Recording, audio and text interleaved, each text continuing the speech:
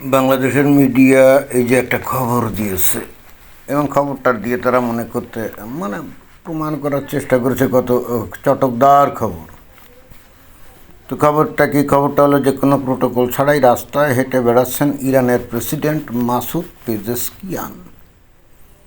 হ্যাঁ, এই যে রাস্তায় হেঁটে বেড়াচ্ছে যে দেখা যাচ্ছে না, আমি আগের একটা ভিডিওতে বলেছি আমেরিকা অথবা ইসরায়েলের টার্গেটে এই মাসুদ পেজেশকিয়ান না, অর্থাৎ এরে হত্যা করা তাদের উদ্দেশ্য না। আমেরিকা এবং ইসরায়েলের উদ্দেশ্য হলো ওই আইআরজিসির যে নেতা কমান্ডার এবং ওই যারা নাকি ওই আয়াতুল্লাহ আলী খামেনি যে পদে ছিল, যে সর্বোচ্চ কি ধর্মীয় নেতা, ওই পদ পদবিতে যারা থাকবে, আইআরজিসির যে কমান্ডার থাকবে বা পুলিশ সেনাবাহিনীর যে কমান্ডার, এরাই হলো ওই ইসরায়েল এবং আমেরিকার বিমানের টার্গেট। মাসুদ পেজেশকিয়ান আসলে এদের টার্গেট না। কেন টার্গেট না? তার কারণ হচ্ছে মাসুদ পেজেশকিয়ান ওদের মতো অত উগ্রপন্থী না, এবং এই ভদ্রলোক যে আসলে উগ্রপন্থী না সেটা কিন্তু তার মুখাবয়ব দেখলেই বোঝা যায়। দেখেন, আপনি অন্য যতগুলো নেতা যে মারা গেছে, আপনি আইআরজিসি বলেন বা ধর্মীয় নেতা বলেন বা অন্য যারা যাদেরকে দেখা যায়, তো দেখা যায় যে মুখে লম্বা লম্বা দাড়ি, তাই না? অর্থাৎ তারা যে ভয়ঙ্কর মানে ফ্যানাটিক টাইপের লোক, এটা কিন্তু তাদের অবয়ব থেকেই বোঝা যায়। বাট মাসুদ পেজেশকিয়ান, যদিও ইরান একটা ইসলামিক রিপাবলিক, সেখানে ইসলামী বিধিবিধান চালু, বাট মাসুদ পেজেশকিয়ান কিন্তু ক্লিন শেভড। তার কিন্তু লম্বা দাড়ি নাই, ওই মাঝে মাঝে হয়তো খোসা দাড়ি ওঠে, বাট উনি কিন্তু শেভ করে ফেলেন। তো ওনার এই অবয়ব থেকেই আগে থাকতেই এই আমেরিকা এবং ইসরায়েল জানে যে এই ভদ্রলোকটা হলে নিপাট ভদ্রলোক, সে উগ্রপন্থী না। এবং ইরানের জনগণ যেহেতু যথেষ্ট উদার হয়ে গেছে এই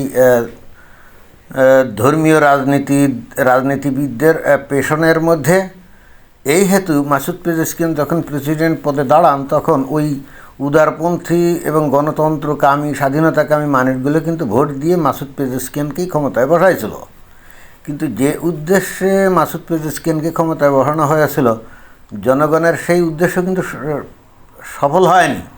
এবং না হওয়ার কারণ হচ্ছে, এখানে তো বেসিক্যালি মাসুদ পেজেশকিয়ান মানে প্রেসিডেন্ট বা তার যে মন্ত্রিসভা, এটার উপরে তো আসলে ক্ষমতা নির্ভর করে না। অর্থাৎ দেশের পরিবর্তন ঘটানো অথবা কোনো সংস্কার আনা, এটার পিছনে সবচেয়ে বড় গুরুত্বপূর্ণ ভূমিকা পালন করে কারা?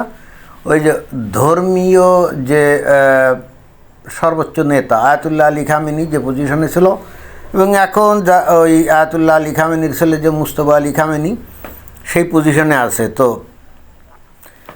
এই মুস্তফা আলী খামেনি একদিনও হয় নাই যে তার পোস্ট অ্যান্ড পজিশনে বসছিল, but in the meantime তাকেও কিন্তু টার্গেট করে আঘাত করা হয়েছে, এবং তার এক পা নাকি অলরেডি নেই হয়ে গেছে, এবং ভদ্রলোক নাকি কোমার মধ্যে আছে।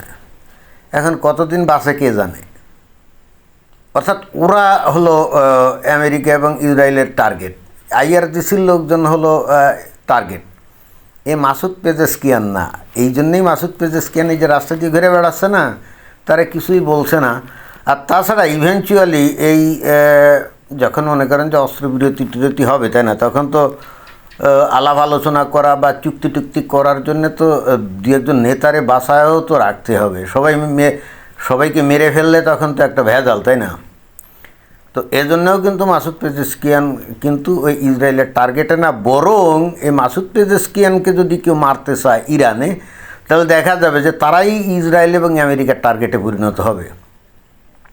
আমেরিকা এবং ইসরায়েল কিন্তু সর্বান্তকরণের চেষ্টা চালিয়ে যাচ্ছে মাসুদ পেজেশকিয়ান যেন বেঁচে থাকে, সে যেন না মারা যায়। কারণ এই ভদ্রলোকটা, আমিও এই ভদ্রলোকটার জীবনী পড়ছি বা এই ভদ্রলোকটার কথাবার্তা আমরা শুনছি।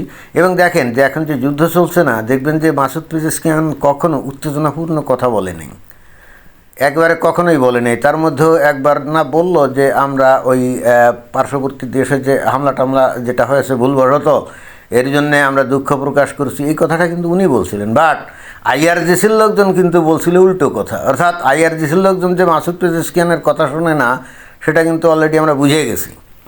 কারণ হচ্ছে আইআরজিসি কিন্তু প্রেসিডেন্টের কমান্ডের অধীন না, আইআরজিসি যেটা নাকি সবচাইতে শক্তিশালী বাহিনী এই ইরানের, এ কিন্তু সরাসরি আয়াতুল্লাহ আলী রুহুল্লাহ খোমেনি অর্থাৎ সর্বোচ্চ ধর্মীয় নেতার নেতৃত্বাধীন।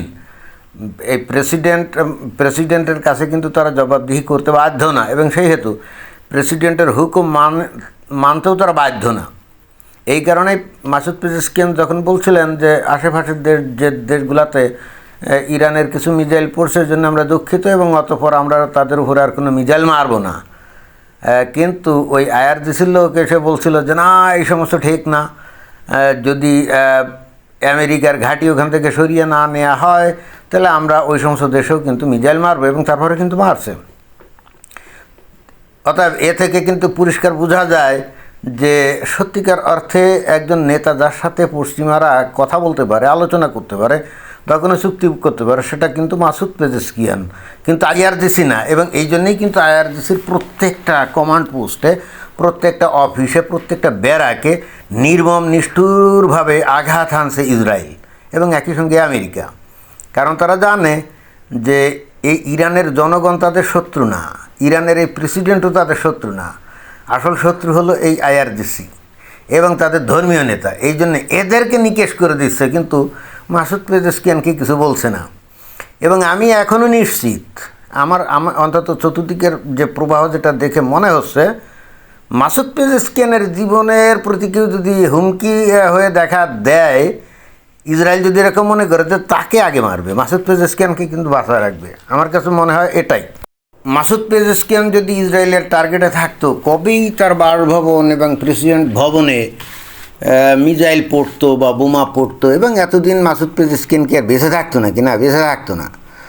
মাসুদ পেজেশকিয়ানও কিন্তু অবশেষে বুঝতে পারছে সে আসলে আমেরিকা বা ইসরায়েলের টার্গেটের লোক না, বরং তারা আরও চেষ্টা করছে মাসুদ পেজেশকিয়ানের যেন কোনো কিছু না হয়। আর ঠিক সেই কারণে উনি সাহস করে এই রাস্তায় উনি বের হয়েছেন, তাই না? উনি যদি এবং এইটা বাংলাদেশের সংবাদপত্র যেভাবে দেখাচ্ছে যে উনি অনেক সাহসী, এই তো উনি রাস্তায় বের হলেন, কই আমেরিকা বা ইসরায়েল তো কোনো কিছুই করতে পারে না। এটা হলো তাদের আসলে ভিতরের জ্ঞানটা তাদের মধ্যে না থাকার কারণে এই ধরনের উদ্ভট উচ্ছ্বাস তারা কিন্তু প্রকাশ করছে, কিন্তু বাস্তবতা কমপ্লিটলি ভিন্ন। Masoud Pezeshkian is not the enemy to either Israel or the US, and that's why is not being targeted. Otherwise he would have eliminated from the earth already, একেবারে প্রথম দিনে হয়তো এলিমিনেটেড হয়ে যেত। আমার কাছে ভাই এটাই মনে হয়। তো এটাই ছিল বক্তব্য। ধন্যবাদ।